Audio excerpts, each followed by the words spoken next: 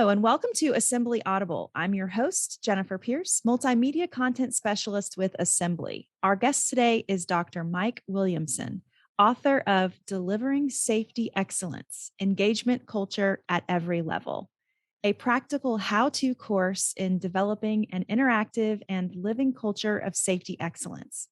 Delivering Safety Excellence is a guidebook used at facilities worldwide that addresses the question: how does a team turn a weak operations culture into a world-class, zero-error, globally dominant culture?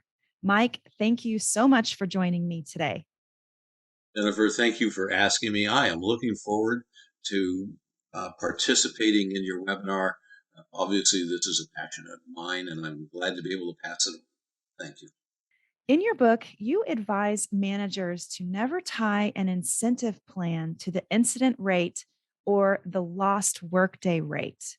Why is that? And what's a better approach? What the book espouses, and there's a discussion in there about reactive measurement and proactive measurement. And the proactive measurement is, how are you engaging your people in eliminating the causes of incidents, not only from a reactive standpoint, that would be things like uh, stairs and ladders and the like, the compliance program, but actually from an interactive standpoint, how are you engaging your people and getting them to solve their own problems before the incidents can occur? So, a proactive approach. And what is a proactive approach?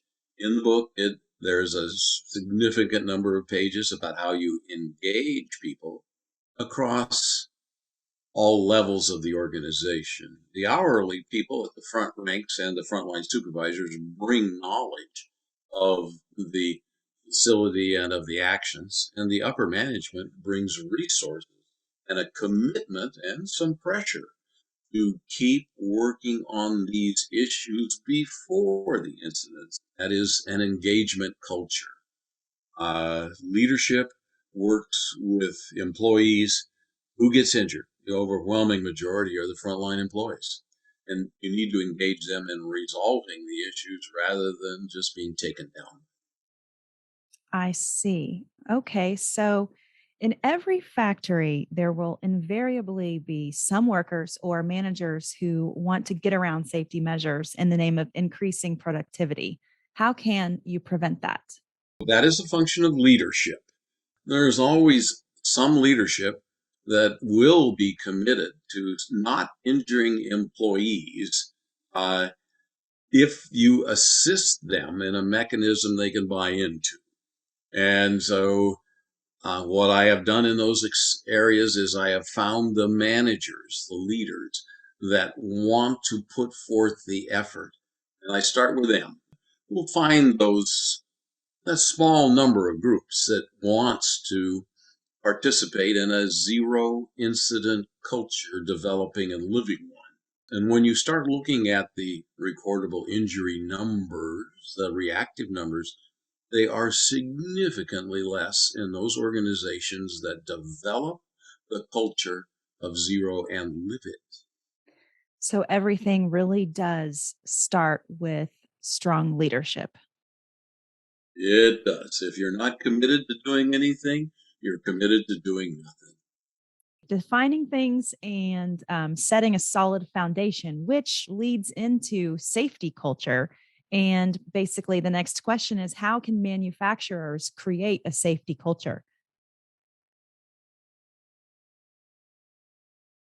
It's decide to stop the bleeding.